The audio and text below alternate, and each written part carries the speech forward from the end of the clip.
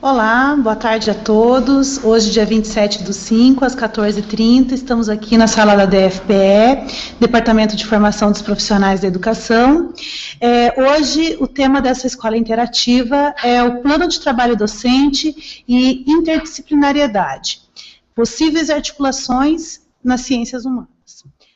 Os palestrantes que estarão aqui hoje fazendo, então, essa escola interativa é a Ângela Dorcas, de Paula, que vai estar representando, então, vai estar falando a respeito da sociologia, ela que é técnica pedagógica de sociologia do DEB.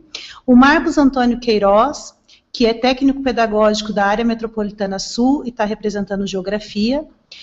A Valéria Arias, que é da equipe pedagógica do DEB, mas vai estar representando filosofia. A Adriane Quadros Sobanski, que é técnica pedagógica de história do DEB, e o Eloy Corrêa dos Santos, que é técnico pedagógico de ensino religioso do DEB e da Sintec. Vamos dar início, então. Boa tarde a todas e todos. Esta fala que faremos hoje, de certa forma, é uma continuidade de um trabalho que a gente já vem realizando desde a Semana Pedagógica. E ontem nós tivemos também, depois vocês vão poder assistir, caso não os participantes de hoje não tiveram acesso à fala de ontem, como é possível articular as disciplinas do currículo a partir da proposta que nós trabalhamos com os núcleos regionais e depois também com os professores, do professor Gasparim. Nós estamos aqui, então, as disciplinas apresentadas. Eu só queria dar mais alguns créditos a outros companheiros que participaram da elaboração desses conteúdos, embora não estejam aqui na mesa conosco. É a Carolina Nizer, de ensino religioso, o Valmir Biaca, também de ensino religioso. Na disciplina de geografia, além do Marcos, nós contamos com a colaboração do professor Raul Alfredo Schir, da área metropolitana norte. Na disciplina de história, além da Adri, que está aqui conosco, Adriane Sobanski, a gente tem o apoio da professora Cristina Taborda Ribas, e em sociologia colaborou conosco, além da Ângela, que está aqui, a professora Elisandra Angrevski, que é aqui da equipe do portal Dia de Educação. Muito bem. Para começar, a gente vai fazer uma tentativa de diálogo interdisciplinar a partir de um currículo disciplinar. E essa é a primeira ideia que eu gostaria de ressaltar com vocês, né? Nós temos na rede a opção curricular bem definida. Nós temos as disciplinas como a base deste currículo.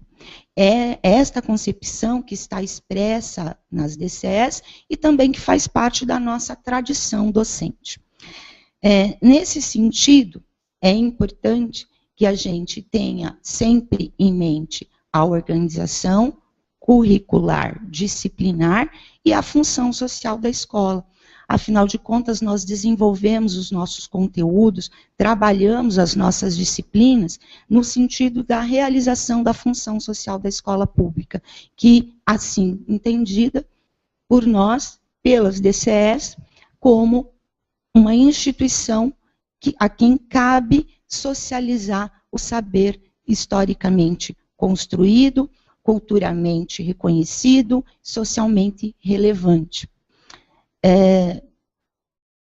Esta opção disciplinar do currículo, tá, que se orienta, como disse, pela função social da escola, é preciso, então, que, mesmo assim, não haja aquele tão malfadado problema de que cada uma das disciplinas fique estanque nelas mesmas.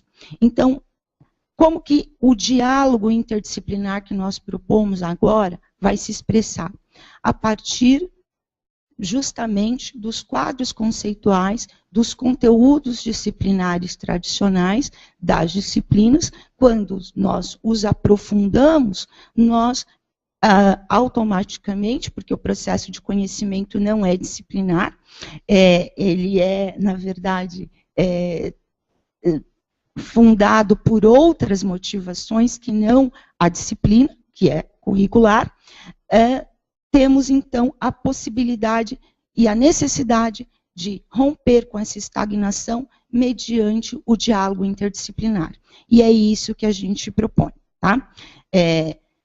Ressaltamos que ele não só é possível sim, como ele é necessário, até mesmo para romper com a presença tão tipificada e tão arraigada da organização das ciências e da técnica e da própria sociedade, que é toda ela organizada em moldes extremamente positivistas.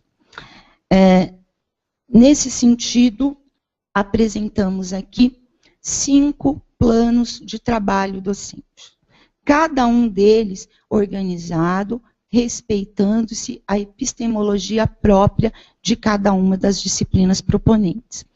Faremos um exercício de dialogar e logo, assim que disponível, né, eu acredito que hoje, a partir do final dessa escola interativa ou a partir de amanhã, todos esses planos estarão disponíveis para que todos os leiam, os estudem, e eles, repito, não são modelos, mas eles são uma tentativa de se construir um exercício para que, a partir destas possibilidades que apresentamos para vocês, os próprios professores, nas suas próprias escolas, considerando as especificidades, as peculiaridades e até mesmo os conhecimentos que os professores detêm, organizem-se para planejar as suas aulas e o planejamento também geral da escola, tentando considerar essa possibilidade. Como que a interdisciplinaridade, como é que os conteúdos, os diversos conteúdos escolares podem e devem conversar. Então, outra coisa que era importante mencionar, e vou recapitular aqui, que foi muito reforçado ontem na escola interativa que precede essa nossa fala, a importância do planejamento nesse processo, a interdisciplinaridade, a permeabilidade dos conteúdos, o trato metodológico interdisciplinar, ele deve aparecer não apenas no plano de trabalho docente, mas no planejamento escolar como um todo, certo? Eu acredito, colegas, que é suficiente esse introito. Podemos passar, então, para uma rápida fala de cada um aqui, que vai apresentar que plano de trabalho fez, quais são os conteúdos que mobilizou nesse plano. Então, nós vamos apresentar, cada um de nós, o objeto de estudo da nossa disciplina, os conteúdos estruturantes, básicos, e, em alguns casos, há específicos, outros não, para que, mesmo sem ter o plano de trabalho docente disponível agora, vocês os terão depois, vocês consigam perceber quais os ganchos nós vamos criar e quais as possibilidades de tratamento teórico, metodológico, interdisciplinar nós vamos construir aqui. Então, eu posso começar com a disciplina de Sociologia, Ângela, apenas apresentando os dados fundamentais do seu plano. Uma boa tarde a todas e a todos. Então, eu gostaria de agradecer a participação, mais uma vez, e dizer que é muito importante estar mais uma vez aqui, trabalhando com a disciplina, e dizer que é muito importante pelo fato da disciplina se fazer presente, né, pela disciplina se reafirmar a sua identidade enquanto disciplina na educação básica. Bom, o plano de trabalho docente, nós temos como o título seria a influência da mídia e da sociedade do consumo na construção da identidade dos sujeitos. Teria como conteúdo estruturante para trabalhar esse título do nosso plano a cultura e a indústria cultural. O conteúdo básico seria identidade e sociedade do consumo, e o conteúdo específico, a influência da mídia e a sociedade do consumo na construção da identidade. Bom, na verdade, esse aqui seria apenas uma possibilidade, como a professora Valéria já nos falou. Esse aqui seria apenas um exercício, apenas um exemplo de exercício de plano de trabalho docente que nós estamos oferecendo para os nossos professores. Não significa que o conteúdo específico seria somente esse aqui, porque nós sabemos que dentro desse conteúdo estruturante, e assim como dentro dos conteúdos básicos, os conteúdos específicos eles vão se desdobrar a partir do que o professor for trabalhar nas especificidades das realidades que estão postas dentro da realidade escolar, dentro daquela realidade que está posta lá naquele local, e como o professor for verificar o que está sendo trabalhado e discutido naquele momento. Em relação à disciplina de sociologia, qual seria o nosso objeto de estudo da sociologia? Seriam os fenômenos sociais, o que é observado na realidade, né? Então, no decorrer aqui da nossa conversa, nós vamos apresentar alguns encaminhamentos metodológicos que são possíveis e quais são as possibilidades de interdisciplinaridade, né? As conversas, as relações, as interações com as demais disciplinas aqui de ensino religioso, de filosofia, das humanidades, que seriam possíveis nós trabalhar. E chamar alguns outros conceitos que vão ser trabalhados dentro dessa chamada identidade e sociedade do consumo, que é possível trabalhar na disciplina de sociologia. Tá? Então, eu passo a palavra para a professora Valéria. Agora, a professora Adriane vai apresentar um geral do plano de trabalho docente da disciplina de História. Boa tarde a todas e todos. A disciplina de História, ela tem como principal objetivo a compreensão do seu objeto, que é a própria história. Para isso, nós precisamos ter claro que o que fundamenta a nossa disciplina são as relações das ações humanas nos tempos, nos vários tempos, na temporalidade. Por que eu falo em tempos? Porque nós estamos lidando com o passado, e não existe um único passado. Então, pensando nisso, nós resolvemos, trabalhamos como conteúdo estruturante as relações de trabalho, de poder e cultura, que permeiam as diretrizes, e separamos um recorte dentro do conteúdo que pode ser abordado tanto no ensino fundamental quanto no ensino médio. O conteúdo básico para o ensino fundamental, então, seriam os sujeitos, guerras e revoluções, e no ensino médio, os movimentos sociais, políticos e culturais, as guerras e as revoluções. Para esse recorte que nós fizemos, o conteúdo específico, na verdade, ele foi dividido em três, né, que estão interligados, que seriam, e muito fundamental para o trabalho com a história, o uso das fontes históricas como evidências empíricas do passado ou desses passados, no caso é um passado em especial, que nós estamos propondo nesse PTD. Um segundo recorte do conteúdo específico, que é a ditadura militar, a publicidade e a campanha ufanista, gerando a ideia de patrimônio, de patriotismo. Nós estamos vivendo um período de Copa do Mundo, onde as discussões estão acaloradas e vão ficar mais ainda nos próximos dias. Então, nós fizemos esse recorte também com a intenção de fazer uma ligação entre dois períodos históricos, né, de um passado específico, 1970, e desse presente, 2014, que pode fazer um diálogo. E, para isso, um terceiro recorte, os usos do futebol pelo governo. No caso específico deste recorte, um governo militar.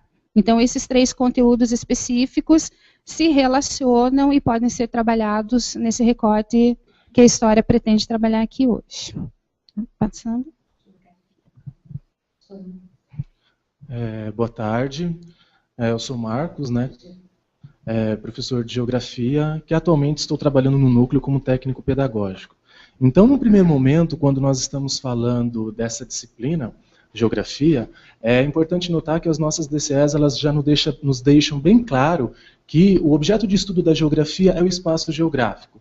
E uma vez que nós estamos trabalhando a interdisciplinaridade, né, nada mais salutar do que falar também de Henri Lefebvre, que é um filósofo que trabalha muito com a questão do espaço, né, e também o nosso grande geógrafo chamado Milton Santos, que também nos ajuda a entender esse espaço geográfico muito, que é amplo e importante para entender todas as relações existentes na sociedade, uma vez que os conteúdos estruturantes dessa ciência, geografia, venham a ser as dimensões econômicas, as dimensões políticas, a dimensão cultural e demográfica e a dimensão socioambiental existente em qualquer espaço, em qualquer espacialidade que nós estamos estudando, que nós estamos trabalhando. Então, nesse intuito de entender a sociedade, entender essas espacialidades que existem, é interessante chamar também a atenção para um conteúdo básico interessante, que foi se elencado para poder trabalhar esse plano de trabalho docente, que vem a ser o espaço em rede, produção, transformação e comunicação na atual configuração territorial. Então, aí percebe-se que lá, desde as grandes navegações, né, esse processo de globalização ele está atinente, ele existe, e com isso nós podemos perceber a grande mutabilidade que existe no espaço e também a necessidade de se entender esses espaços através de expressões, sejam elas políticas, sejam elas econômicas, sejam elas financeiras, e a alteração também que o capitalismo, de uma forma geral, ela vem colocando em todos esses espaços, ou sejam países desenvolvidos, sejam países emergentes, sejam países subdesenvolvidos. A importância da mídia, como essa mídia ela é utilizada em prol tanto da sociedade como um todo, ou também daqueles que consomem, né, essa mídia e daqueles que fomentam o desenvolvimento também dessa mídia no espaço geográfico como um todo. E aí Milton Santos nos ajuda a entender essa questão dos espaços de mando, né, e os espaços de obediência que existem, fazendo menção à diferenciação, à diferença que existe no espaço geográfico. Então, dessa forma, né, utilizando principalmente do materialismo histórico-dialético, que é um dos pressupostos para entender e compreender as nossas diretrizes curriculares estaduais, a gente percebe que é muito importante e muito necessário fazer com que o nosso aluno tenha uma visão crítica e que entenda todos os processos, tanto positivos como também negativos existentes, principalmente esse processo de globalização existente na atualidade. Ok?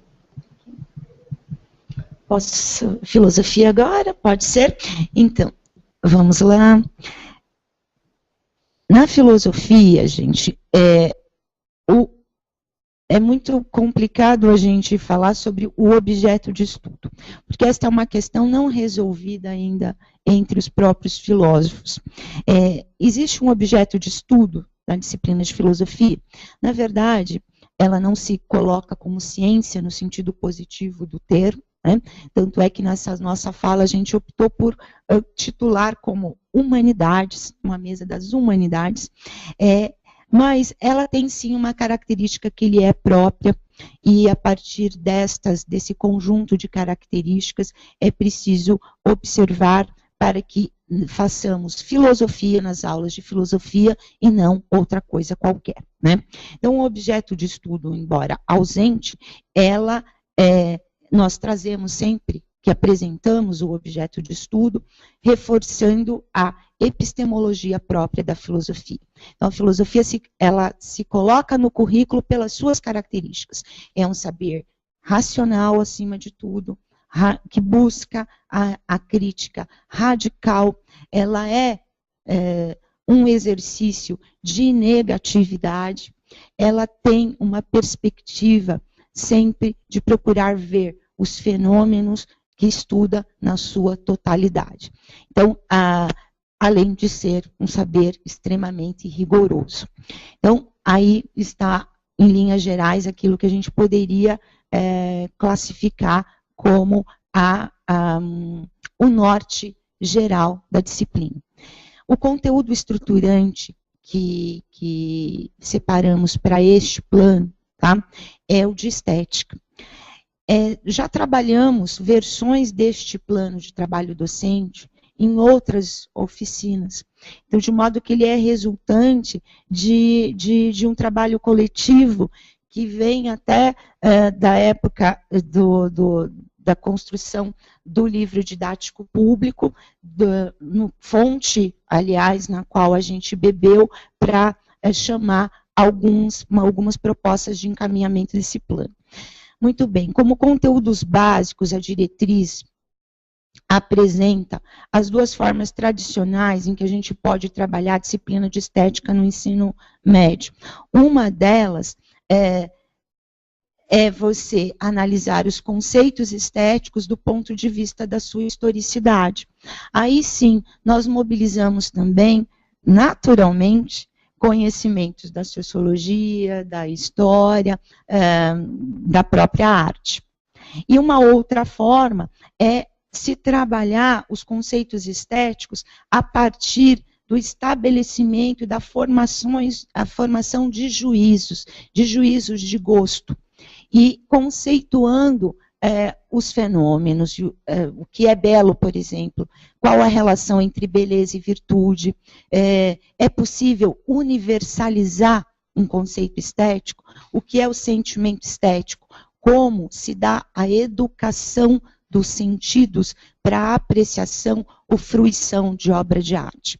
Então, todos esses elementos estão presentes neste plano de trabalho docente, porque utilizamos como conteúdos básicos a relação entre estética e sociedade e filosofia e arte.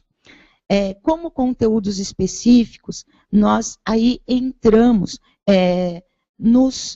falando da estética na sua historicidade, nós entramos nos necessários conceitos de ideologia, alienação e de como o gosto se transforma em algo padronizado quando você tem um movimento mercadológico, mercantil, tensionando esses gostos. Mas nada é e ou, a gente costuma dizer, né? É tudo e.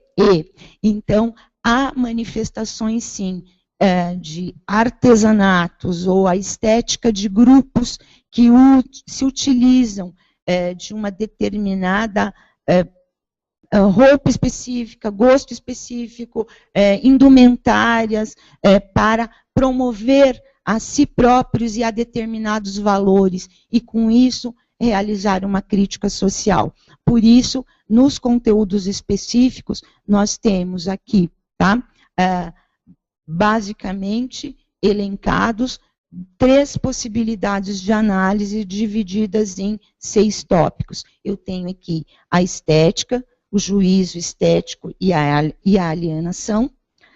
Nós temos o mercado do gosto, onde problematizaremos numa relação de historicidade, por isso podemos falar, Adri, com relação à Copa, a de 70, a de hoje, ou ainda as anteriores, os juízos estéticos, em linhas gerais, o que é um juízo estético, por que ele muda de acordo com a história, de acordo com o grupo social, e o sentimento estético.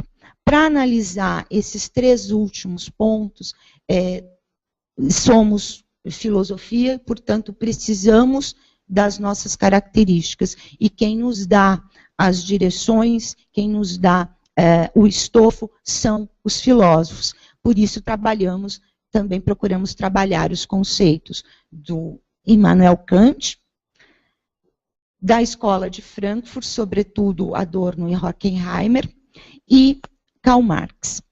Em linhas gerais, é este o PTD. Passo para o Eloy. Boa tarde a todas e a todos. Eu sou o Eloy Corrêa, da equipe pedagógica da Sintec. O nosso plano de trabalho docente tem como título A Estética Simbólica da Arte nos Lugares Sagrados. Mas antes de falar do plano, é importante ressaltar algumas questões peculiares da disciplina de ensino religioso. A disciplina de ensino religioso não é aula de religião. Até porque na escola pública, no Estado laico, devemos trabalhar o conhecimento. Um conhecimento que emancipe, um conhecimento que nos torne mais cidadãos. Nesse sentido, o objeto de estudo da disciplina de ensino religioso nas diretrizes curriculares de ensino religioso do Estado do Paraná é o sagrado, e não a religião. Porque o sagrado se manifesta de maneira fenomênica, ou seja, de maneira material, e é passível de estudo. Então, a ciência que nos dá aporte teórico é a ciência da religião. De onde nós importamos, então, da geografia, da história, da arte, da literatura, enfim, das ciências que discutem a religião enquanto fenômeno físico, material e social, métodos, autores e abordagens. A disciplina de ensino religioso, ela é naturalmente interdisciplinar por conta que, à medida que ela se constrói como área de conhecimento, ela vai buscar a metodologia nas outras áreas de conhecimento. Os conteúdos estruturantes da disciplina são paisagem religiosa, universo simbólico religioso e textos sagrados. Para este plano de trabalho docente, nós selecionamos o conteúdo básico, lugares sagrados. E fazendo relação com as outras disciplinas, os conteúdos específicos são a estética simbólica dos lugares sagrados, aonde nós vamos buscar na filosofia a discussão sobre a questão do gosto, assim como o belo, a beleza, não está no objeto que é visto, mas sim no sujeito que o vê, a questão da religiosidade, igualmente, ela é sagrado porque a pessoa atribui a ela valor sagrado. Então eu tenho que respeitar, não simplesmente porque o objeto é sagrado em si, mas porque aquele outro cidadão, porque aquele outro ser humano acredita naquilo, então eu tenho que respeitar para poder ter uma convivência social saudável. Um outro conteúdo específico, o sagrado na arquitetura religiosa. Então, os vários lugares sagrados, seja ele mesquita, sinagoga, terreiros de umbanda e candomblé, igrejas, templos, eles possuem toda uma arquitetura. Essa arquitetura, muitas vezes, pode ser estudada do ponto de vista da matemática, do ponto de vista da literatura, também da leitura imagética dos símbolos sagrados. E um outro conteúdo específico a ser abordado, a arte sagrada e o respeito à diversidade religiosa. As religiões costumam se utilizar muito da arte. A arte é um dos elementos que compõe a dinâmica da paisagem religiosa. E nós devemos ter um profundo respeito. O artigo 33 da LDB diz que a disciplina de ensino religioso, a ela, é vedado, proibido quaisquer formas de proselitismo, ou seja, de doutrinação dentro da disciplina. E o objetivo principal da disciplina é o respeito à diversidade religiosa. Como que nós podemos respeitar algo que não conhecemos? Desta maneira, conhecer então os diferentes lugares sagrados coloca você em contato com essa estética, com a dinâmica, com o simbolismo dos lugares sagrados. E à medida que nós conhecemos, nós passamos a respeitar. Dentro do encaminhamento metodológico, nós sugerimos iniciar a aula com uma problematização. Essa problematização pode ser: o lugar é sagrado porque eu respeito? Ou eu respeito porque ele é sagrado?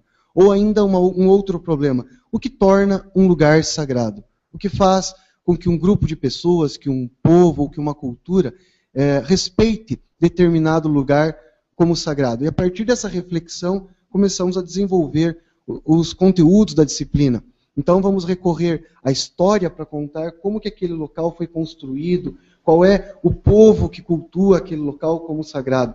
Da mesma forma, temos que situar no mapa, no globo terrestre, em que lugar, por exemplo, o rio Ganges está onde? Na Índia. Em que lugar da Índia? Qual o povo que se relaciona com ele? E buscamos na sociologia essas relações sociais que se dão por meio da interação da religião enquanto fato social ou enquanto ação social. Ok. Então, gente, é importante a gente lembrar o seguinte: nós vamos agora fazer o diálogo, colocar esses conteúdos para conversar, e nós esperamos a participação de vocês, porque assim que terminarmos essa etapa, faremos uma pausa, e na sequência pretendemos dedicar o segundo bloco à interação propriamente dita. Então, todas as contribuições, as críticas, as sugestões, as perguntas daqueles que estão nos assistindo, nós vamos ter a oportunidade de conversar sobre elas num segundo bloco. Assim que terminemos, portanto, essa etapa, né, nas quais a gente espera a participação daqueles que estão nos assistindo, os professores, pessoal do núcleo, da secretaria, enfim, e, na sequência, vamos responder, dialogar com os professores que nos assistiram. Ângela, você pode fazer o gancho inicial para a gente poder começar essa possibilidade de diálogo? Antes tem uma pergunta aqui. Sim. Só um minutinho, que saiu aqui do ar. Então, assim, o Sandro pergunta o seguinte: qual a importância do PDT no sentido de levar o professor a alicerçar o conhecimento disciplinar e também propiciar o diálogo interdisciplinar? Olha, boa pergunta. Eu vou fazer uma consideração e quem quiser completar, tá? Certo. Veja, nós temos os níveis de planejamento na escola. Quando eu fiz a referência à fala da escola interativa de ontem, é porque justamente ela deu esta base.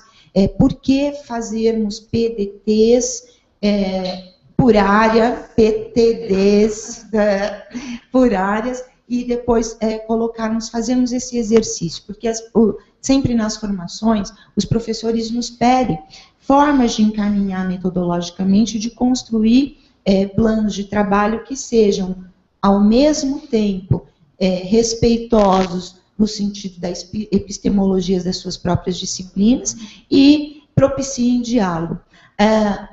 Veja, o planejamento, o plano de trabalho docente, ele é feito pelo professor, pode ser organizado por grupo de professores, e você tem, além disso, os planejamentos mais amplos. Ele tem que se refletir e ser reflexo e se refletir na proposta pedagógica curricular e, mais além, no projeto político-pedagógico da escola. Por isso a gente fez essa fala inicial, ressaltando a função social da escola. Nós não vamos conseguir fazer aulas com a qualidade que os nossos meninos e meninas, os sujeitos da escola pública como um todo, merecem e têm direito de forma espontânea.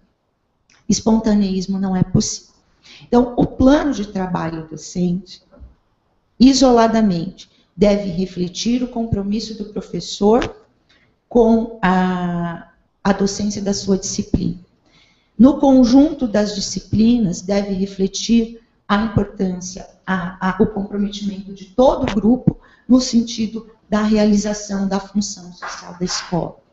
E a escola toda, né, é preciso que haja, né, como uma instituição de ensino, um local de conhecimento. Claro, gente, que toda a diversidade deve ser respeitada, não só respeitada, mas como é o ponto de partida da atividade docente, as especificidades da escola, mas a importância do plano, em todos os seus níveis, do plano e do planejamento, é nesse sentido, garantir que a escola realize aquilo que ela deve realizar. Espontaneamente não é possível. É importante ressaltar que, embora nós tenhamos essa preocupação com o plano, ele não vai engessar o teu fazer em sala de aula. O plano é como um guia. Vou dar um exemplo bem comum. Você vai fazer uma viagem. Você tem que planejar onde que você vai parar para abastecer, onde você vai parar para comer, para dormir se a viagem for longa, e aonde você quer chegar, que é o mais importante. Você tem um plano e ele vai te guiar. Mas se no meio do caminho você percebe que não está funcionando, você pode mudar, você deve mudar, porque você não pode não ter um plano. Então, além de que ele não vai engessar, muitas vezes, numa mesma escola, com uma mesma turma, o professor, por exemplo, de geografia, está trabalhando um texto ou um contexto que o professor de ensino religioso também está trabalhando. Mas se nós não dialogarmos na hora da elaboração do plano, começamos a trabalhar como se fosse estanque, como se fossem conhecimentos em separado. Pedagogicamente, nós dividimos o conhecimento, mas na prática, no mundo real onde a gente vive, os problemas dizem respeito a todos. E o aluno talvez não tenha essa percepção do conhecimento de forma separada. Ele vê numa prática de vivência os problemas e a realidade social acontecendo tudo ao mesmo tempo. Então, um filme, de repente, que o professor faz o recorte, pode ser explorado por sociologia e filosofia. Um texto trabalhado pode ser trabalhado por história, geografia e ensino religioso. Eu vou dar um exemplo. O professor Silvio Fausto Gil, da Federal, pesquisador, discute geografia da religião e discute espaços sagrados. Bom, ele é o autor da geografia, ele está discutindo dentro da geografia, mas eu uso ele nas minhas aulas de ensino religioso. Então, em conversa, em diálogo com o professor de geografia, nós podemos, dentro do nosso plano, perceber em que momento o mesmo autor vai abordar questões pertinentes à mesma disciplina. Então, a interdisciplinaridade ela acontece de uma forma muito natural, desde que nós tenhamos claro isso no nosso plano, desde que nós tenhamos firmado o nosso compromisso e saibamos exatamente onde a gente quer chegar. Acho que dentro disso que vocês estão falando, Eloy, tem mais uma pergunta, mais um comentário aqui. Quando se fala em interdisciplinariedade, existe uma preocupação de que haja um esvaziamento dos conteúdos disciplinares. Como trabalhar interdisciplinariedade, preservando as características próprias de cada disciplina? Eu só vou fazer um comentário e passo para vocês. Depois vai ficar disponível para vocês um conjunto de slides onde este assunto ele é tocado, tá? Muito bem. Se a gente olhar a história recente aí das políticas públicas curriculares para a educação básica, nós vamos ver que não é incomum a opção por exemplo, temas geradores.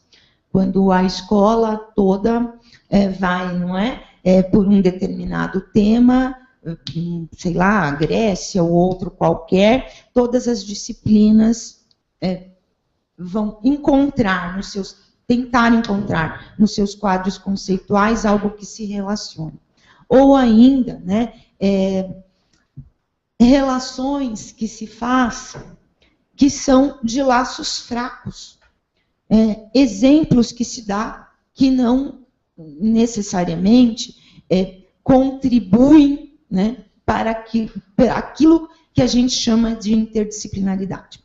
Então, veja, é possível sim a interdisciplinaridade, eu vou lançar mão aqui da concepção que está nas DCS.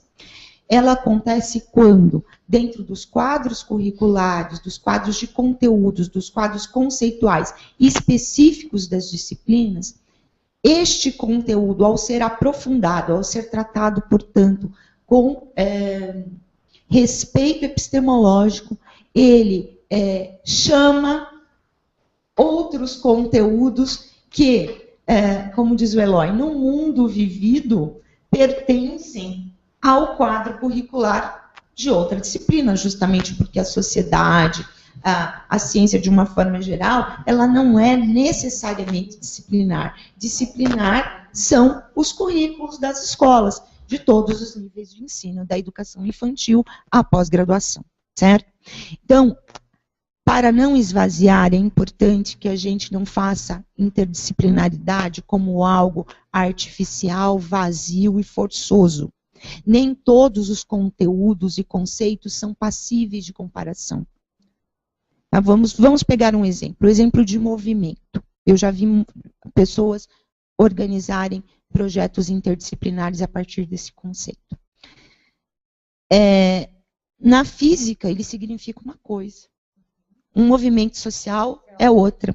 Na sociologia, no ensino religioso é outra. Então, veja, eu não posso forçar uma perspectiva, eu tenho que respeitar e aprofundar. Quando a interdisciplinaridade é feita neste sentido, é possível, e só vamos descobrir as possibilidades e aprofundamentos se tivermos planos adequados para o trato metodológico num determinado coletivo escolar. Essa questão é pertinente e nós todos, enquanto técnicos pedagógicos e professores, também temos essa preocupação. E isso fica claro quando você nota que nós não estamos aqui como professores genéricos. Estamos cada um aqui representando a sua disciplina. E antes de tudo nós ressaltamos o objeto de estudo, ou a ausência de, mas, enfim, os conteúdos, a característica epistemológica de cada disciplina. Você só consegue fazer uma relação interdisciplinar eficaz quando você tem consciência e clareza da sua própria disciplina. Não há interdisciplinaridade sem disciplina. Então você tem que conhecer profundamente os documentos norteadores, as diretrizes, os autores, os conceitos da sua disciplina. Só aí você vai conseguir fazer relações, só aí você vai conseguir trazer outros autores para dialogarem. Normalmente o professor já faz isso. Normalmente o professor já busca em outras áreas um autor, já busca isso, mas como foi dito, muito espontaneamente. A proposta aqui é que isso seja planejado, arquitetado, que se tenha bastante coerência lógica e o plano, inclusive, vai evitar que você se perca, se esvazie. Comece discutindo a tua disciplina, como, por exemplo, o ensino religioso. Meu objetivo é o respeito à diversidade, mas começo a fazer muitas relações e daqui a pouco estou dando aula de história e geografia e esqueci que o meu conteúdo é de ensino religioso. E o caminho é bem o contrário. Se eu não perder de vista com o meu plano aonde eu quero chegar, que é o respeito à diversidade religiosa, não importa as disciplinas e as ferramentas que eu uso, desde que eu tenha consciência do meu objeto, dos meus métodos e dos meus critérios de avaliação. E tudo isso são tópicos que vão estar presentes no plano.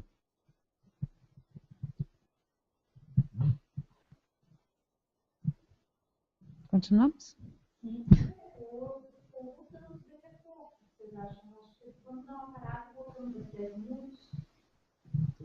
Pode ser. Então, assim, pessoal, a gente vai dar um intervalinho de 10 minutos. A gente sabe que o assunto está bom, né? Que dava para continuar.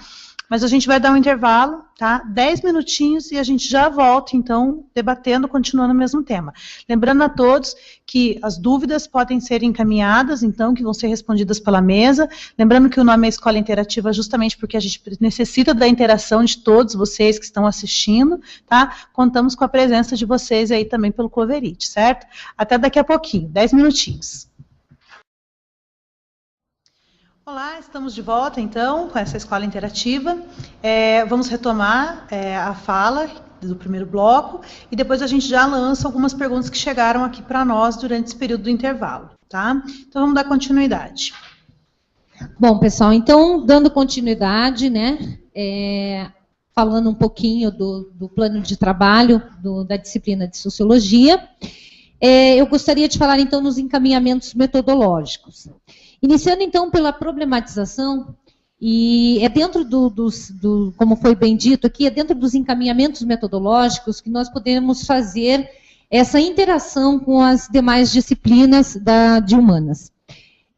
Então, falando aqui do nosso plano, no caso do conteúdo específico, a influência da mídia e da sociedade do consumo e a construção da identidade, nós iniciaríamos com os seguintes questionamentos.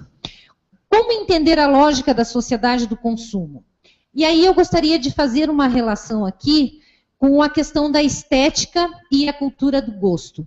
Como que nós poderíamos fazer essa relação com a questão levantada aqui, com a problematização posta pela disciplina de filosofia? Outra questão também da problematização seria o que poderíamos entender com o conceito de consumo, o conceito de consumismo e o conceito de ideologia. Então, nós gostaríamos de chamar alguns conceitos, que seria o conceito de ideologia, conceito de sociedade do consumo, conceito de identidades, o próprio conceito de fetiche de mercadoria, ou fetiche da mercadoria, e a questão das propagandas e da publicidade. Como que nós poderíamos relacionar essas questões levantadas pela disciplina de História, que vai falar mais especificamente com relação à questão da Copa do Mundo. Então, como foi bem colocado, a questão da interdisciplinaridade, ela não pode ser algo forçado. Então, dentro dos encaminhamentos metodológicos, é que nós vamos perceber a possibilidade de diálogo dentro das disciplinas. Como que o próprio conteúdo ele vai chamar esse diálogo entre as disciplinas. Então, como que, por exemplo, Adriane, você poderia estar colocando dentro do conteúdo de história essa questão da Copa do Mundo em relação à Copa de 70, lá na época, no regime militar, como que as propagandas e a publicidade poderiam influenciar as escolhas dos sujeitos, né? E a formação da identidade, e isso está relacionado com a questão da sociologia, que é um diálogo que a gente pode fazer. Então, eu gostaria que você colocasse dentro do teu plano de história, que vai ser encaminhado dentro do nosso trabalho aqui de sociologia, que nós vamos disponibilizar amanhã, mas como que a disciplina de história ela pode estar trabalhando mais especificamente nos teus encaminhamentos? Ok. Antes de responder a pergunta da Ângela, eu só queria reafirmar um comentário feito pelo Eloy, de que, para nós entendermos esse trabalho de interdisciplinariedade, é muito importante nós termos clara a nossa ciência de referência. Então, no caso da história, né, quem trabalha com essa disciplina tem que compreender a sua produção, o seu objeto e como que isso se articula. E para complementar essa minha fala, antes de responder a Ângela, ontem na Escola Interativa foi feita uma pergunta com relação ao objeto de estudo da história, se não seria o tempo e o espaço.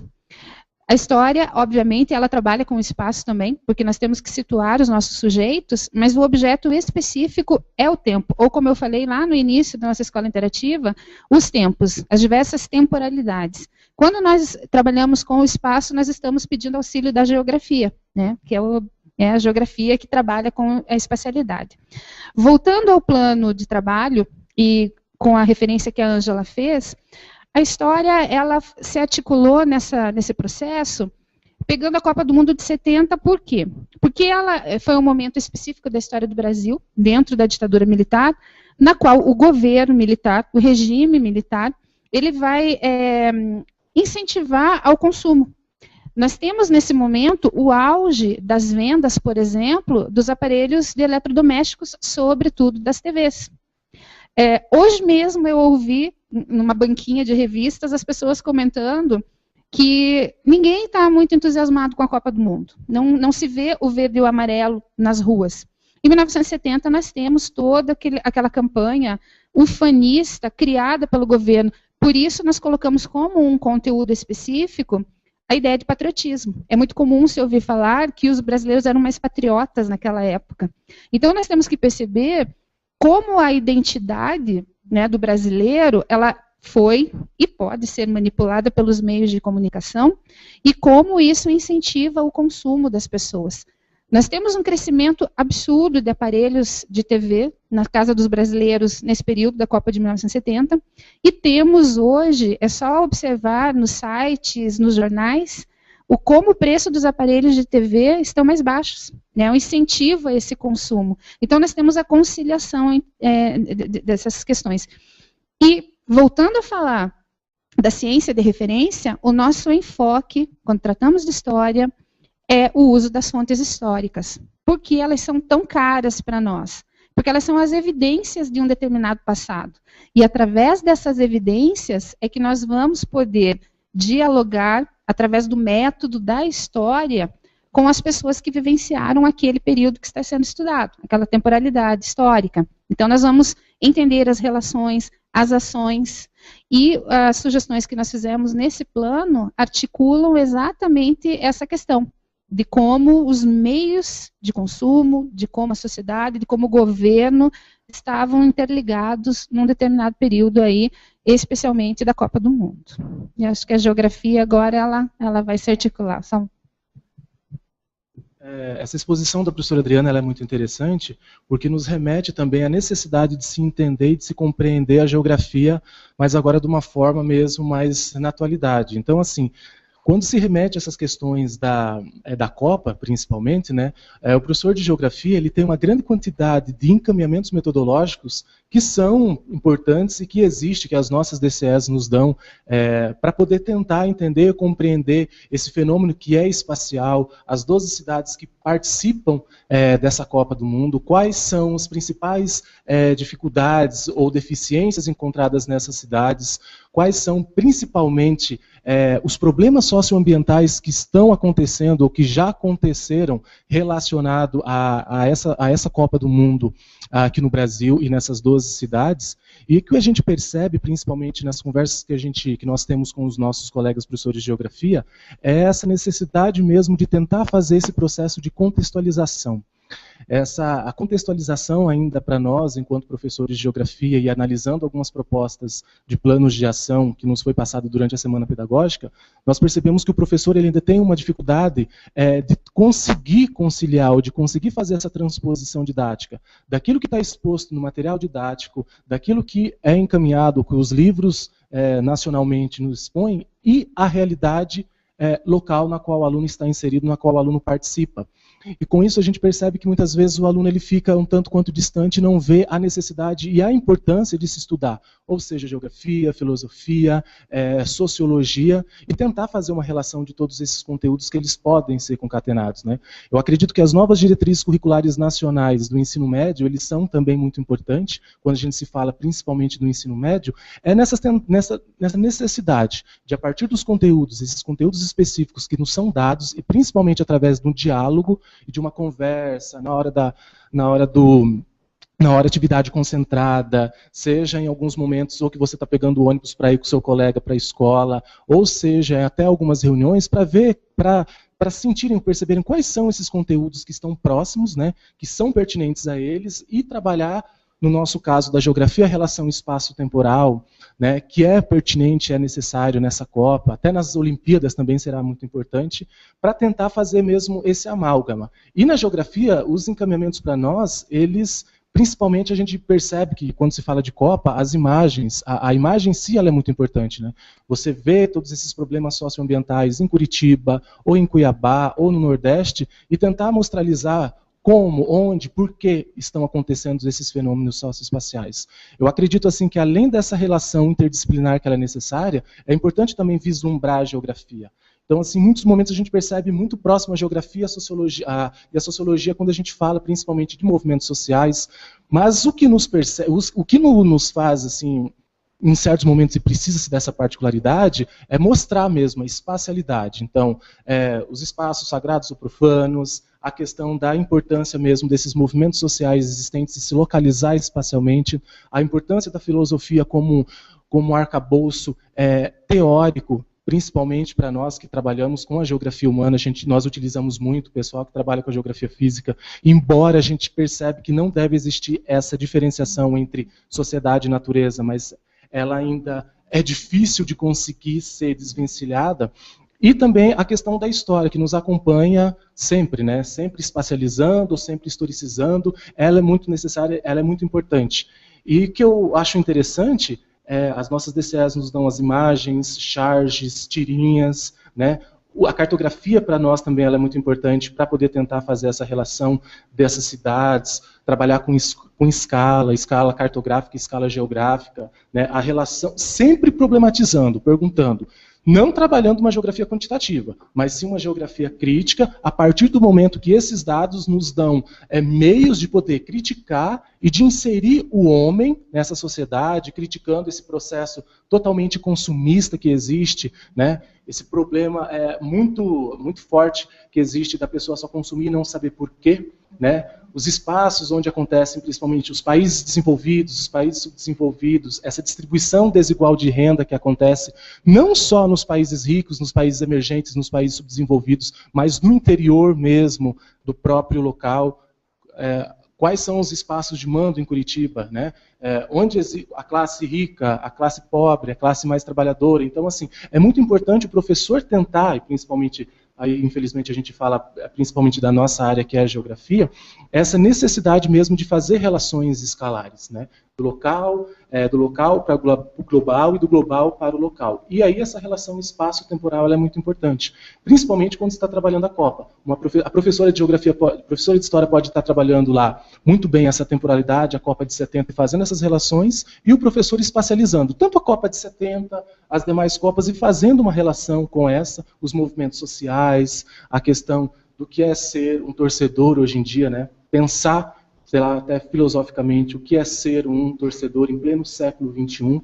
Então, acredito que é muito interessante, muito necessário essa questão mesmo de se trabalhar interdisciplinarmente a partir do momento em que todos os pares conheçam e tentem buscar aportes nas demais disciplinas para ajudar a desenvolver esse trabalho, alguns conteúdos que são pertinentes e que são necessários para rolar mesmo uma interdisciplinaridade aí de uma forma legal, não de uma forma forçada, assim como as demais colegas aqui estão falando ao longo dessa nossa fala, né?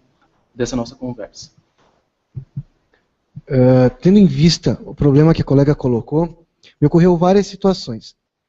Só para fazer um lembrete, além do conteúdo lugar sagrado, que foi o que a gente escolheu para o nosso PTD, nós poderíamos trabalhar outros. Por exemplo, símbolos, que aparece muito forte com relação à Copa do Mundo e futebol, a bandeira, o manto sagrado, se usa essa expressão.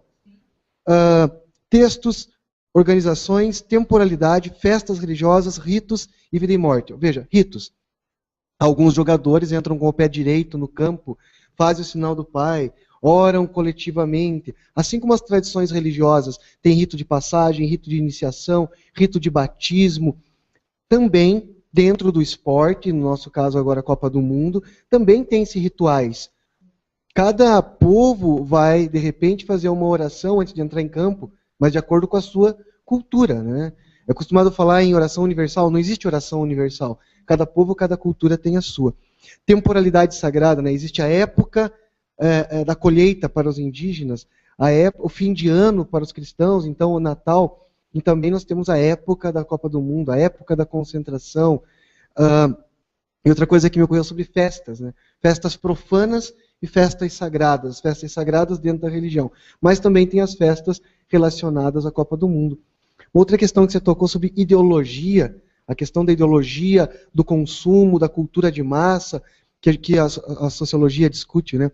Da mesma forma que o futebol foi usado durante a ditadura militar como uma forma de alienação do povo, para que eles não vissem o que estava acontecendo, ou se alienasse, em vez de olhar os problemas da própria vida, se contentassem com o time, a religião também, infelizmente, pode ser usada, como foi citado, ópio do povo, né? A religião, em sua natureza, não é para isso que ela serve, e é imprescindível o respeito ao sagrado de cada um, independente da religião ou de não ter religião. Mas a religião também é usada como exploração. Na Idade Média se vendia o dedinho do santo, o fiapinho da cruz, enfim, souvenirs, gira todo um comércio de consumo em torno da religião e também uma forma de ideologia. Quantas mortes em nome de religião? Sempre se justifica. O Bush justificou a invasão do Iraque dizendo nós estamos certos, nós estamos com Deus e eles são pagãos. Então, a mesma religião que deveria servir para religar em muitos momentos, também serve para separar, também serve para justificar mortes.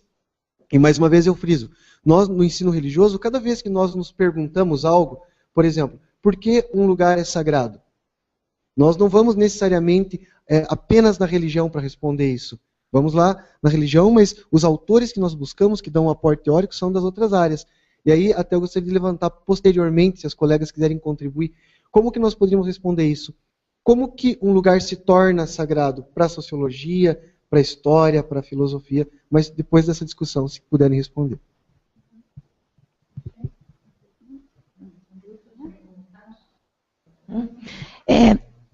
Só rapidamente, porque nós precisamos responder às perguntas, né, conversar sobre as contribuições das pessoas que estão nos assistindo.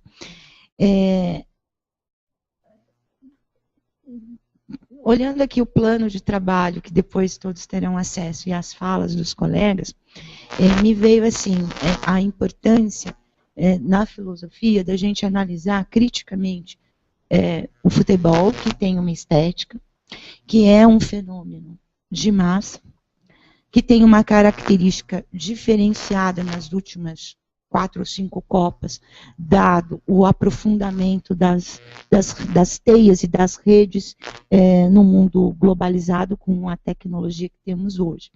Então, os filósofos nos dizem assim, todas essas expressões desses grandes fenômenos,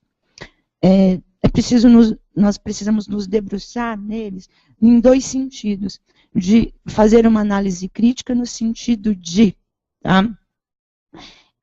superarmos uma posição de senso comum, ou usando o termo do pessoal da teoria crítica, da menoridade, né? Da semicultura, e tenhamos, sim, uma posição autônoma a partir de um exercício de reflexão racional de todos os elementos que estão imbuídos aí. Até que ponto gostamos, até que ponto somos levados a gostar, até que ponto agimos como massa, até que ponto levamos bandeiras que, na verdade, não são as nossas, não são as nossas, as da nosso grupo social, a da nossa classe social, a do nosso país, a da nossa região. É nesse sentido.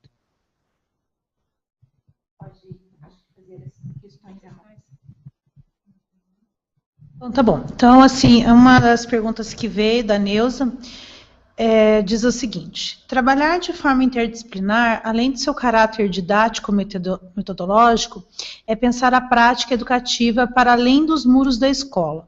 Como pensar a formação do professor das disciplinas, tendo essa afirmação como premissa?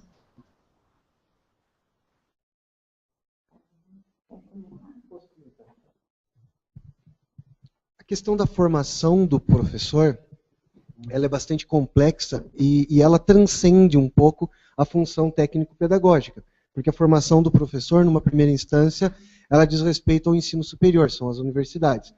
Mas as universidades também estão atentas a essa questão. E também têm discutido, não só com as secretarias de Estado, mas com essa noção de currículo. Só que, para além da formação primeira, que é a formação em História, Geografia, nós temos a formação continuada.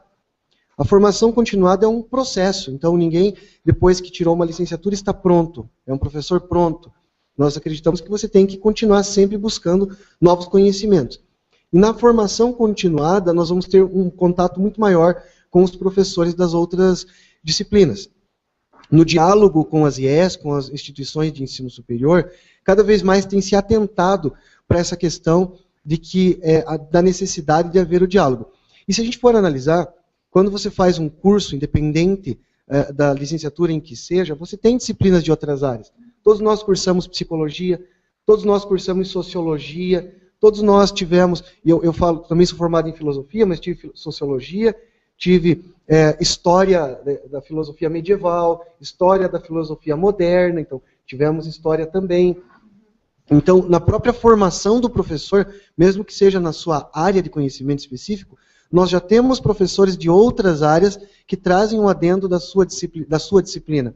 E aí cabe a nós, a partir de uma vivência prática, perceber como é que isso vai se refletir em sala de aula. Eu acho que a principal preocupação que nós temos que ter é como o nosso aluno vai receber esse conhecimento que nós estamos trabalhando. Ele é o fim último da educação. Porque um conhecimento que é trabalhado de forma muito específica, como cartesianamente, não estou aqui atribuindo culpa ao Descartes, mas ao método que se chama de cartesiano, cada disciplina dentro de uma gavetinha, e ela não dialoga com as outras, se torna um conhecimento que não tem sentido para o aluno. Dentro dessa visão histórico-crítica, e não só dentro da história, da filosofia, mas na pedagogia também, Saviani, Gasparin, eles vêm dizer que você tem que trabalhar um conhecimento que tem que ter sentido para o aluno, tem que ter significado. E aonde você vai buscar esse significado? Aonde que você vai buscar esse sentido? Muitas vezes é relacionando com coisas que ele já conhece. Então, dentro da nossa formação, a interdisciplinaridade também já existe. E a prova disso, como eu disse, e torno a afirmar, é porque quando você faz uma licenciatura, você já trabalha outras disciplinas, você já tem muitas disciplinas dentro da tua carga horária, que são de outras áreas, que possibilitam, então, esse diálogo. Assim, eu acredito que eu acho que um pouco também pensar essa formação é tentar sair daquele comodismo, sabe? Aquele comodismo de sempre trazer aquela mesma disciplina, aqueles conteúdos daquela mesma forma, de pensar apenas de uma maneira não tanto positivista, mas pensar pensar no ganho mesmo de conhecimento desse aluno a partir do momento que ele vê essas relações necessárias no rol de todas as disciplinas, né? Não só aqui no rol das humanidades, mas a gente consegue perceber que existem outras disciplinas e interdisciplinaridade ela pode ser feita tanto das ciências humanas, né, das humanidades com as ciências naturais, com a matemáticas, né, com a matemática, com as linguagens também. Eu acredito que a partir do momento que o professor pensar e analisar e ver essa importância da formação constante, de sempre estar tentando buscar novos aportes metodológicos, né? Eu acredito que nas formações que nós fazemos, os nossos colegas, né, eu acho bem interessante que é sempre perguntado o que você tem de novo para trazer para a gente, né? O que está acontecendo a nível, ou seja, nacional, a nível de outras metodologias, de outras maneiras diferentes de trabalhar em sala de aula. Então a gente percebe que essa necessidade constante de estar pesquisando, de estar tentando buscar maneiras novas de se trabalhar, e a interdisciplinaridade dela também, eu acho ela necessária para essa questão de você sair dessa sua zona de conforto e tentar ver o que as outras disciplinas estão trabalhando para você, também conseguir fazer um link, fazer com que o aluno entenda legal aquele conteúdo, eu acredito que ele é de super importância, né? Eu acredito que o professor, ele sempre ele tem que ser constantemente um pesquisador, e pesquisar mesmo uma variedade constante de metodologias, de como fazer com que o meu aluno consiga entender aquele conteúdo. O ano passado nós tivemos uma experiência interessante de tentar trabalhar as geotecnologias com um grupo de professores, né, no caso aí foi particularizado de geografia, com o pessoal do PIBID de geografia da UFPR. E conversando com uma colega de uma escola de Araucária, ela falou, olha, Marco, eu preciso fazer um curso, porque faz tempo. Eu falei assim, então vamos fazer um curso de geotecnologias para tentar trabalhar uma visão diferente da geografia com os professores? Daí eu achei bem interessante, eu falei, não, eu não posso fazer, eu vou ficar com vergonha, porque eu não domino muito bem a tecnologia, e então eu vou me sentir mal perante os meus demais colegas. Eu acho que aquela fase de que eu sou o dono do conhecimento e não quer trabalhar com outro colega para tentar até diminuir essa dificuldade, tentar trabalhar outros conteúdos que fogem àquele nosso arcabouço teórico e até metodológico que a gente aprende na universidade, ele é necessário para que nós possamos mostrar mesmo para os nossos alunos a importância do conhecimento, mas de uma forma ampla. Não como o professor acabou de falar, de essas caixinhas fechadas, geografia só geografia, história só história, filosofia só filosofia, química só química, física só física. Então eu acredito que isso é muito importante para a gente não só sair da nossa zona de conforto, mas tentar mesmo aprender e compreender mais e ver o que a sociedade, que as demais ciências têm para oferecer nessa construção constante do conhecimento, que tem como objetivo principal fazer com que o nosso aluno entenda, compreenda e saiba realmente a necessidade da escola e mostre para ele a importância não só de estudar, mas também de ser um cidadão consciente e que tenha uma voz ativa nessa sociedade que nós temos por hora. Tem mais questões? Aqui, então, que é do Pablo. O Pablo diz assim, o diálogo interdisciplinar baseado apenas nos eixos temáticos torna-se muito amplo. A elaboração de projetos ou planos de aula a partir de um tema gerador não tornaria a abordagem mais focada e com possibilidades de um diálogo mais rico entre as disciplinas? Deixa eu ver se eu entendi. Ele está propondo o tema gerador como algo factível. E que seria, isso, certo? É isso, gente? Certo? Isso. Veja, gente, nós temos, como me referi aí no bloco anterior, nós não estamos propondo interdisciplinaridade por bloco, por tema gerador ou situação problema em que todas as disciplinas façam parte. Justamente porque todas as experiências que nós já temos, né, e não são poucas, nós trabalhamos nesta perspectiva em muitas das nossas escolas, inclusive na rede estadual de educação do Paraná, mas em outras redes também, durante vários anos. Foram praticamente 2 décadas em que a transversalidade se sobrepunha à disciplinaridade. E veja, então, eu tenho um determinado tema e todas as disciplinas acorrem para organizar formas de compreensão desse tema. Por que que nós não defendemos esse tipo de organização? Porque todas as que nós temos experiência, tanto é que houve um movimento de certa superação disso, né? Sobretudo nas séries finais do ensino fundamental e no ensino médio, elas acabaram recaindo naqueles conteúdos vazios, na forçação de barra e no esvaziamento da substância do conhecimento.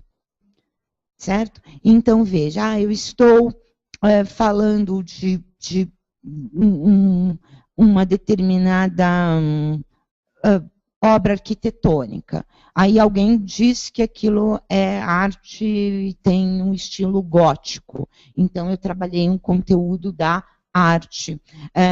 A filosofia vai lá analisar o que está por trás da subjetividade dominante naquele determinado período. Aí vem a matemática e diz que elas são formadas de quadrados e há triângulos. Então, ela acabava caindo em relações cujos laços com o conhecimento sistematizado, referendado, socialmente relevante, acabavam ficando muito fracos, esvaziando os sentidos.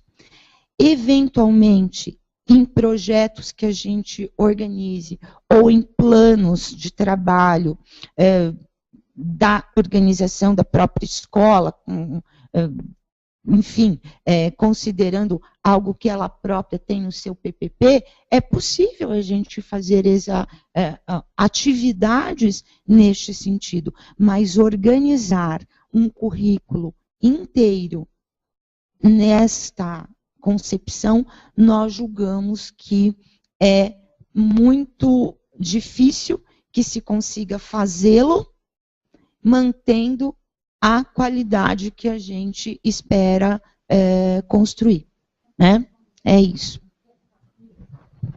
É só uma observação, e assim, eu não sei se para esclarecer, aqui foi apresentado, cada uma das disciplinas, ela apresentou o seu PTD.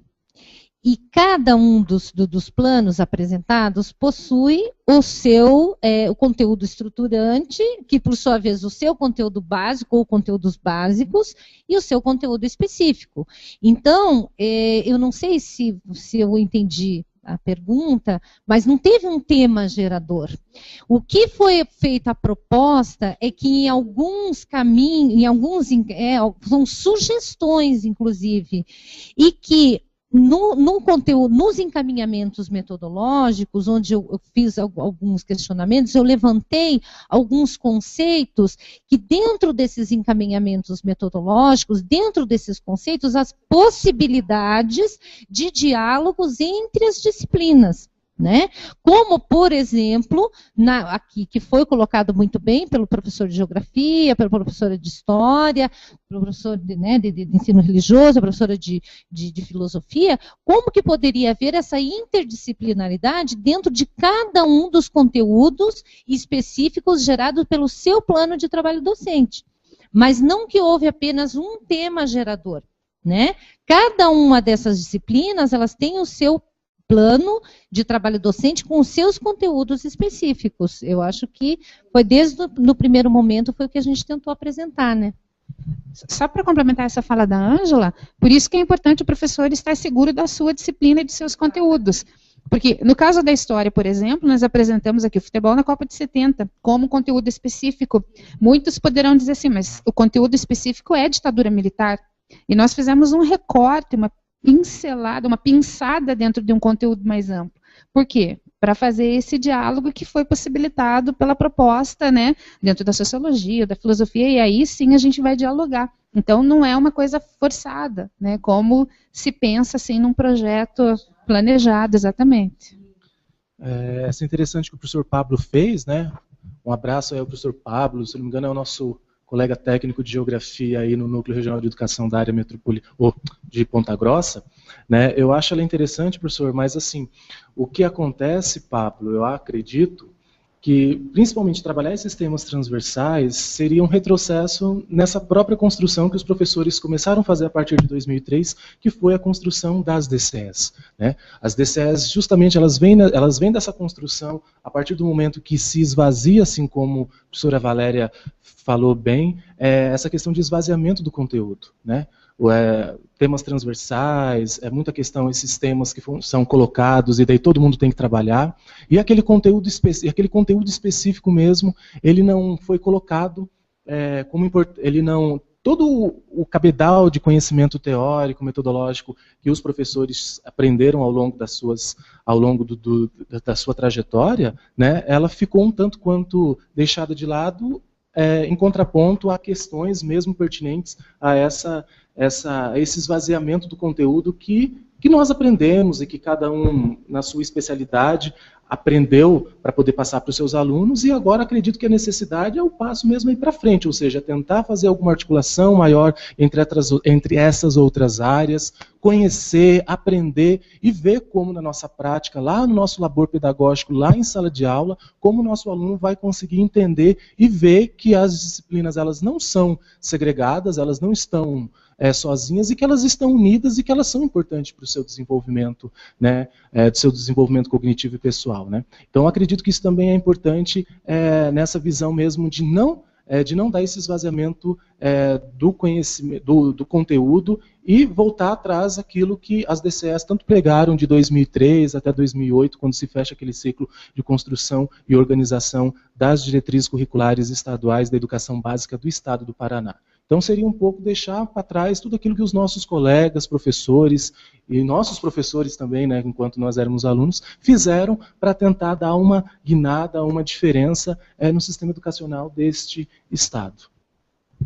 Muito bem, eu acho que torna-se as palavras de todos, eu faço as palavras dos colegas minhas, só quero acrescentar que nós não podemos confundir sensibilização, tema gerador, problema, enfim, o veículo que eu utilizo para trazer o aluno para a discussão, para dar sentido, com aquilo que a Valéria falou, o aporte teórico e epistemológico de cada disciplina. Nós começamos a primeira pergunta dizendo isso. Como não cair no esvaziamento disciplinar? Como não cair num professor genérico? Como fazer interdisciplinariedade sem deixar de ser disciplina? Pois bem, é mantendo a ideia que no nosso plano nós partimos dos conteúdos. No ensino religioso, nós não chamamos de tema gerador ou sensibilização, nós chamamos de problema. Então, temos um problema. O que é o sagrado? O que torna um lugar sagrado? O que é um símbolo religioso? O que é a organização religiosa? A partir desse problema, eu trago os conceitos, meio que falando numa linguagem do Gilles Deleuze, né? O conceito responde a um problema. E o conceito não tem sentido fora daquele problema. Porém, nós temos que entender que, seja como você chamar, tema gerador, alguns professores chamam de sensibilização. Eu trago um problema social para sensibilizar o aluno. Ele é apenas o veículo, ele é apenas o momento em que nós trazemos a realidade social para discutir. Mas logo em seguida eu venho com o conteúdo da minha disciplina. Nesse momento eu passo de um movimento sincrético, onde tudo vale, do senso comum, para o sintético. Ou seja, um autor específico, uma ideia, um conceito específico. É isso que nos faz áreas de conhecimento. Então nós correríamos o risco, como o professor disse, de voltar atrás no tempo, quando já tentamos fazer isso e vimos na prática que não funcionou. Corremos o risco de voltar a fazer experiências pedagógicas, onde a escola se trabalha tudo, mas ao mesmo tempo não se trabalha nada. E aí não daríamos conta do papel social da escola, que é o conhecimento que emancipa, é o conhecimento que nos torna aptos ao mercado de trabalho, mas não só isso, ao vestibular, mas não só isso, também para o exercício da cidadania. Então, é importante frisar que a ideia de se fazer interdisciplinaridade temos problemas que são pertinentes a todas as disciplinas, por isso nós dialogamos, mas temos conhecimentos muito próprios e específicos de cada área de conhecimento. É isso que me torna professor de filosofia, professor de geografia, professor de história, professor de sociologia. Mais alguma questão? Um comentário do Roberto, que veio alguns minutos atrás, que quando vocês estavam falando da Copa do Mundo ainda, e ele diz assim, não é bem uma pergunta, mas um comentário. Ainda utilizando o tema Copa do Mundo, podemos traçar um paralelo entre o sentimento patriótico da década de 70 e a Copa de 2014, que trouxe alguns movimentos sociais para as ruas no sentido inverso, que é não queremos Copa, evidenciando assim as reivindicações populares. Esse é o comentário do Roberto. Só um comentário sobre o comentário. Justamente, a história trabalha com temporalidades diferentes, com contextos diferentes, né? Então, é o ser humano e suas ações e seus pensamentos em diferentes contextos. Obviamente, pode ser uma boa articulação nesse momento, uma boa discussão, justamente para se analisar, né, um contexto específico durante o período militar e o contexto atual em que a sociedade vive com mais liberdade, em que não existe aquela política do pão e circo e do ufanismo que permeou todo aquele período da década de 1970 e da Copa de 70.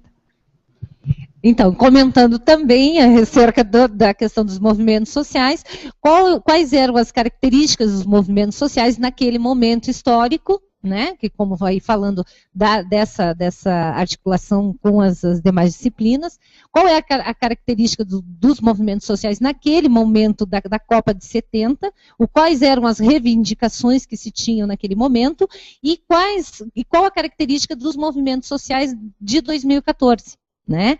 E como que se pode fazer a leitura hoje? Então, como que a sociologia poderia hoje fazer um recorte, né, da Copa de 2014 e dos movimentos sociais? Seria uma outra sugestão dentro de encaminhamento metodológico para você trabalhar a questão da Copa de 70, né, como se fosse aí, e trabalhar a questão dos movimentos sociais. Então, seria uma outra leitura, um outro encaminhamento.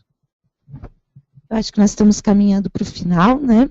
Eu espero, vou fazer a minha despedida, depois eu passo para os colegas, que essas nossas discussões e, sobretudo, o material que posteriormente será disponibilizado para todos, contribuam, de alguma maneira, com os encaminhamentos metodológicos, com a dimensão do planejamento escolar, porque essa foi a nossa intenção, né?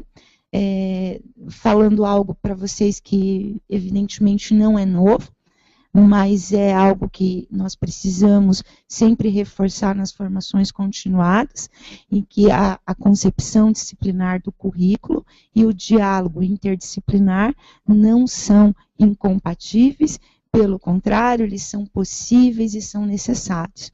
Então, um abraço a todos e todas, e especialmente ao pessoal de filosofia. Então, para me despedir, é só reforçando que a equipe de História, ela tem, como eu já falei no momento anterior, assim, uma afinidade e uma necessidade muito grande de trabalho com as fontes históricas, e percebendo que elas não são simplesmente artefatos utilizados durante as aulas como ilustração, como momento de recreação, mas elas são importantes para trabalhar as evidências de um determinado passado com o qual se está trabalhando. Então, por isso, nós sugerimos neste plano de trabalho docente algumas fontes bem específicas, né, que devem ser trabalhadas com o método próprio da história, e que há essa articulação entre as outras disciplinas, e isso é muito rico, tanto para a história, né, esse diálogo com as outras disciplinas, fazendo todo esse ritual, né, interdisciplinar. Também agradeço a participação de todos, e foi bastante produtivo, pelo menos para a disciplina aqui, e ao contrário da Valéria, né, vou mandar um abraço muito carinhoso para todos os professores e técnicos de História que participaram, especialmente para os de História. Bom, eu gostaria de agradecer também a participação de todas e todos, os professores, professoras, pedagogos, técnicos pedagógicos, enfim, todas as pessoas que participaram, e dizer que é muito importante, mais uma vez, né, a disciplina de sociologia se fazer presente, isso é histórico para nós. E dizer que a sociologia ela é importante, porque, mais uma vez dizendo que o objeto da sociologia são os fenômenos sociais, ela vai estudar de maneira crítica as relações humanas, as relações que se estabelecem numa determinada sociedade. E quando você pensa, quando a professora pensa em fazer um planejamento, um plano de trabalho docente, ele não pode esquecer das relações que ele tem que fazer entre a teoria, né, a questão do conteúdo, que ele tem que estabelecer, ele tem que ter uma fundamentação teórica, ele tem que pensar nisso, ele tem que partir de uma prática social, ele tem que instrumentalizar o seu aluno, ele tem que fazer uma problematização e sempre pensando em sair do senso comum, que esse é o objetivo da disciplina. A sociologia, ela tem essa função, ela tem que fazer essa leitura crítica da realidade. Então, eu gostaria mais uma vez de agradecer, e agradecer aos colegas pela participação, pelo diálogo, que eu penso que é só dessa forma para a gente construir algo diferente e contribuir com a educação, que esse é o nosso objetivo, e o nosso objetivo maior é os nossos alunos que estão lá na ponta na escola. Muito obrigada. Eu quero agradecer primeiramente a equipe pedagógica da Sintec, professor Valmir Biaca, a Brígida Carina, a Diná Raquel, a Sintec, a Associação Interreligiosa de Educação e Cultura, que é uma conveniada da Secretaria de Educação e presta apoio no ensino religioso, a professora Carolina Nizer, que é do DEB, que trabalhou nesse plano. Agradecer aos professores que estão acompanhando aqui o nosso trabalho, o convite para estar também nessa aula interativa. E frisar que o objeto de estudo do ensino religioso é o sagrado e não a religião em si, que o objetivo da disciplina é fomentar o respeito à diversidade religiosa e cultural, e que nós não temos que superar aquela ideia das tradicionais aulas de religião.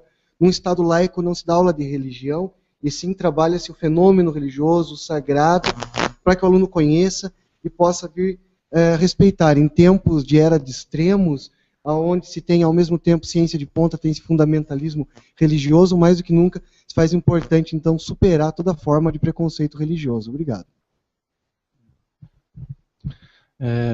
Primeiramente, eu quero agradecer estar aqui com os demais colegas da área de Humanidades das Ciências Humanas. Quero agradecer principalmente a todos os técnicos pedagógicos que nos estão ouvindo, né? Principalmente os técnicos do Núcleo Regional de Educação da Área Metropolitana Sul, professora Léa Molon, professora a Daunice Passos, a minha coordenadora pedagógica, a professora Elza, a Inês, que é assessora de chefe, o professor Maurício, todos os técnicos de geografia, principalmente o pessoal do Norte.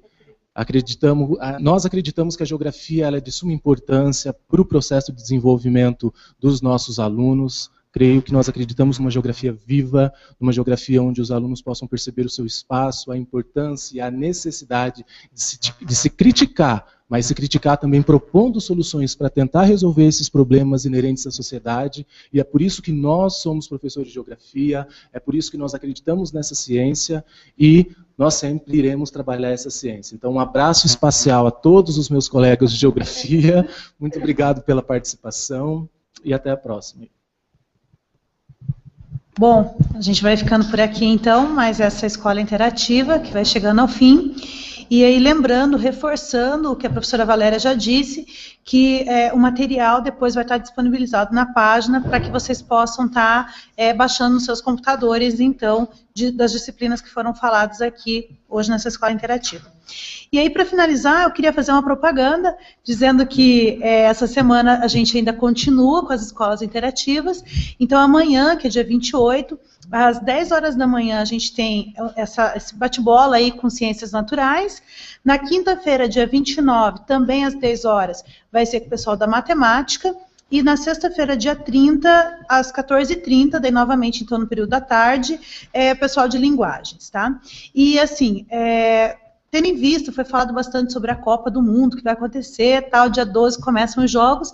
No dia 9, 10 e 11 de junho, então segunda, terça e quarta, a gente vai ter a semana, ainda não está definido o horário, mas depois a gente vai passar para vocês. Nesses 3 dias vão haver escolas interativas a respeito, então, da Copa do Mundo e das disciplinas, né, como se envolve tudo isso, certo? Então a gente aguarda a presença de vocês, a interação de vocês, dentro dessas próximas escolas interativas. Mandem sugestão para nós, estamos esperando aí, é só colocar escolainterativa@ced.com.br e a gente pode estar respondendo para vocês aí se dá ou não para fazer de acordo com as sugestões que foram enviadas, certo? Muito obrigada a todos, então, tenham um ótimo dia. Tchau!